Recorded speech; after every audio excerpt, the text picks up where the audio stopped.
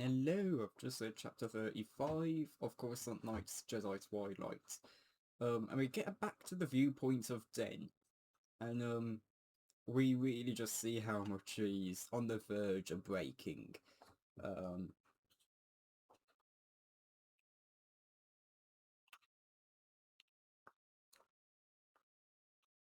he thinks that everybody else had lost their minds, especially I-5, and we just told about how much he had tried to keep faith that Jax was a good guy, um, and just was very Jedi-like, and was just very, Jedi stoic. How he's feels like he's been neglected by I-5 and he's on the verge of breaking. And now he's on a ship. Now he's on a very old, badly maintained ship in his size. Um,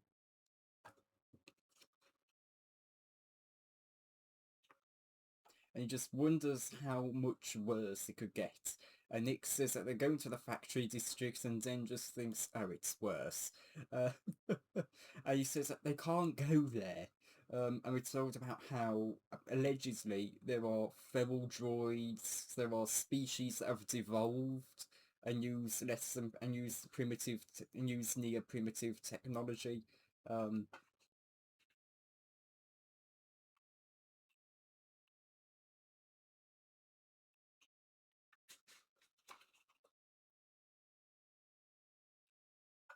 and then just says, if anyone has brain functions still working, why are we doing this? And Jack says that, well, he has to fulfill his master's last request. And Navam says to Jax that she appreciates how much he's dedicated to Peel's oath, but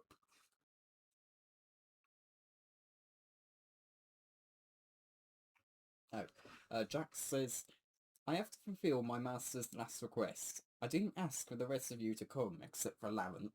And Danger says he didn't recall volunteering for this or going to the other side of Coruscant. Um, which could scare the Red Guards white. Um, and Jax kind of just pushes it off, saying, "No, it can't be that bad." And Larenth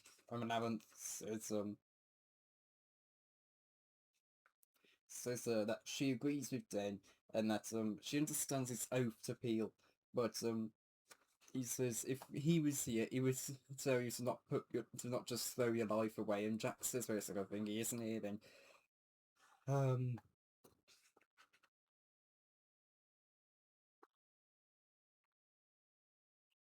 and then brings up the feral droids. Um, and Nymph just suggests that they might be made up, they might not exist, and then just says, let's hope. And we're told that allegedly, construction and worker droids, worker units, were abandoned when the factory districts were abandoned, and either through some virus or worms, um, they were turned into killing machines. And, yeah.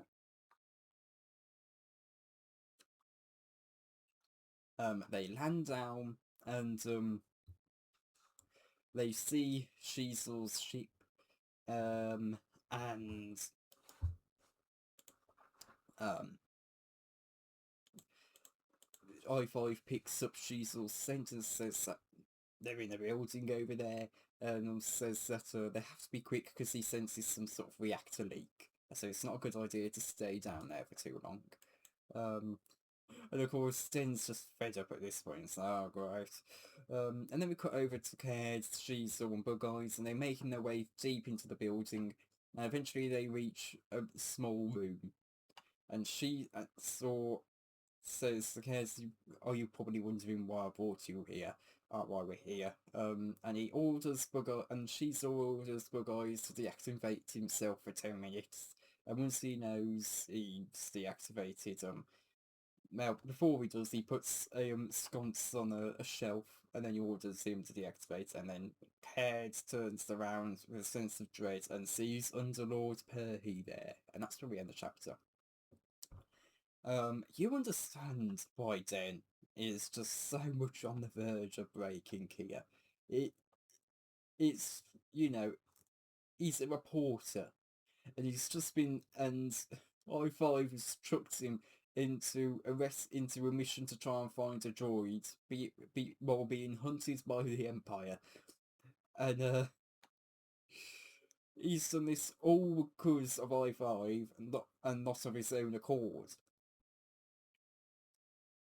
And now they're going to the most, pardon me, now they're going to the most deadliest place on Coruscant, and it's you can understand why he feels like he's the only one with common sense here. And even Lamanth, when Jax dismisses it, he thinks, it can't be that bad. Even Lamanth is able to have the sense of, this has a very bad reputation, Jax. Maybe it's better to at least, come all prepared, not risk just chucking your life away. And Jax, of course, dismisses it. And I think part of that comes from, I suppose, pride. I-5 has continued to annoy him, and Den's noted that as well.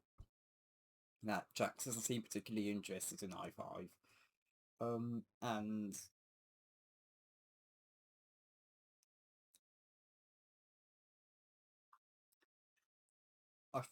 I wonder if Jax is kind of just wanting to just go headfirst into it to prove that he's better than I-5. That he doesn't have to follow I-5's lead. I wonder if he's got a bit of that going on. If he just wants to, prove that he's better than I-5 and that he can take command, etc. Because we were told a bit about that earlier. I can't remember if it was the last chapter. I think it. What? No, I don't think it was the last chapter. I think it was a chapter before. But yeah. It's. I really hope Kaird gets to go home. I really do. I don't think he does, but I hope he gets to go home. Kaird of the edgy phone home. But yeah. I don't really have much else to say on this chapter again. Not a massive amount to discuss. So yeah. I'll end the chapter here. I mean, the review here, sorry. So, thank you all for watching, and goodbye. Hello everyone, I've just read chapter 36 of not Last of the Jedi. Of Coruscant Nights, Jedi Twilight. It's quite hot at the moment. So, yeah. So I'm sorry if my line's going a bit off. I literally read this just after 35, so that may have also been why I didn't have a lot to say in that chapter. Anyway, you pick up with Nick, who's just having to... He was wondering whether Vader would actually go through with destroying Harun Kal, because it has a lot of plants that can only be found on there, and it has some big industries there, or galaxy-wide industries. But he just realises he can't take that chance. He can't take the chance, and he has to stomach, turning Jackson. And Jax winds up realising that something's wrong with Nick. Nick realises that he's been getting all nervous again, and that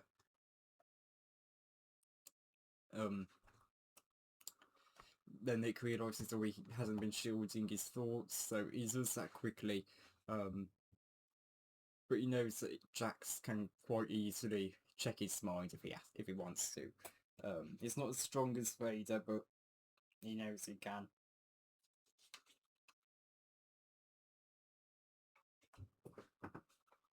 And also Nick wonders whether he's trying to justify taking in Jax. But he very quickly dismisses that thought angrily as well. Anyway, Jax asks if he's okay.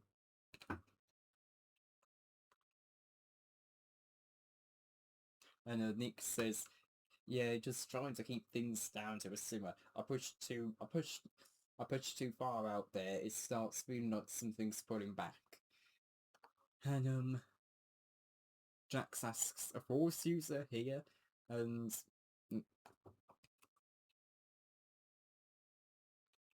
Nick says no, but there's something out there on the fringes. And that's when Nick is given a revelation through the Force.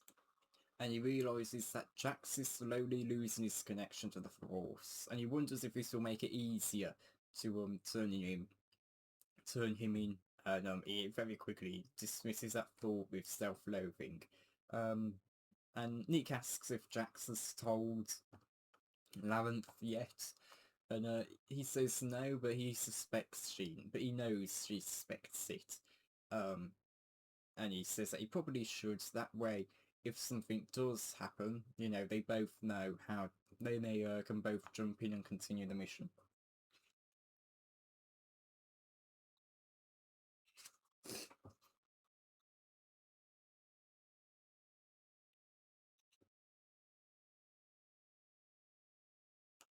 And also Jax describes it as being intermittent, but when it does go, it feels like he's been ejected out into the vacuum of space without a vac suit. Anyway, then we cut over to them arriving in a. I forgot to mention the building is a droid assembly building where they build all the droids and stuff, and they see, and the room they're in is absolutely devastated, and Den gives the panel to I-5, and Larenth looks at it and just goes, feral droids. And that's where we end the chapter, and where we end part 2 of the book. So next we have another 10 chapters, and part 3 is called Feral City. Now, I don't know if I'll be able to fit any chapters in tomorrow because there are people coming around to do the carpets. So, you may not get anything tomorrow. I was meaning to upload my reviews of I think, what was it, 35, 34 and 33 yesterday, but I just completely forgot to, so because I've been uploading these usually when I go to bed because it slows down my computer, and I completely forgot to. I completely forgot to. But yeah, I think that will probably be the last chapter I read for today. Just take a little bit of a break from the book. Now that I've finished part 2, I probably will read more when I can. But I'm happy to be finished with part 2 of the book now. And I must say, something I am enjoying about this book is just how it feels like it's a standalone journey, even though, it's got 3 other books to come. You got Coruscant Nights 2, Coruscant Nights 3, and then The Last Jedi, which isn't Coruscant Nights 4, but I'm just going to count it as part of Coruscant Nights. But yeah. Anyway, Nick, sorry, because I just realised I haven't really talked about him, talked about this chapter much. Nick, you can understand why he's conflicted, and you also can understand his doubt. He's trying to think of reasons. He's trying to think of reasons so he doesn't have to go through with this. But he knows that he probably will have to. He knows that he probably will have to. And he knows that he just can't take that risk. And we're told about just how much he was shocked by Jax not having a connection to the Force, well, his connection failing.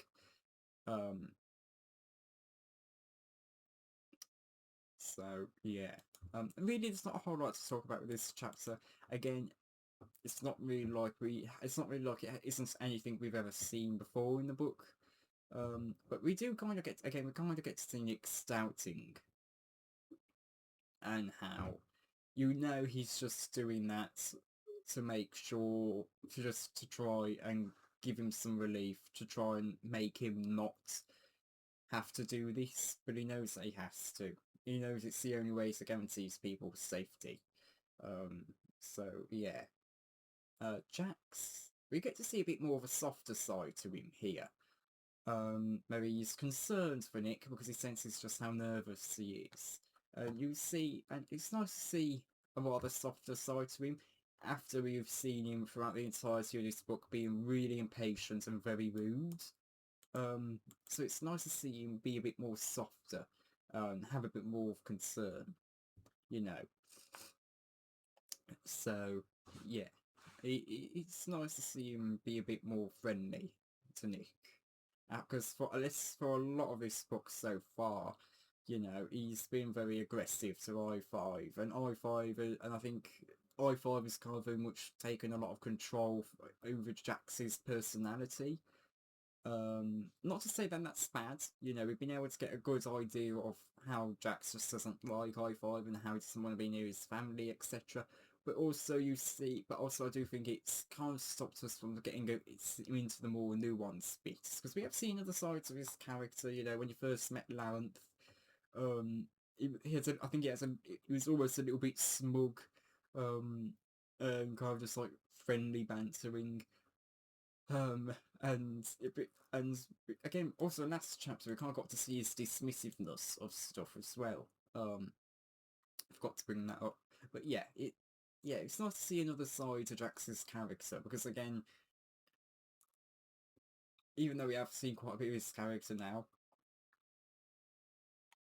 and I'm not going to say it all over again because I've said it in so many reviews. You know, with his how he was initially written, shadowing what's going to come with him. But anyway, yeah. Anyway, I think that brings an end to this review. Don't have much else to say. So thank you all for watching, and goodbye.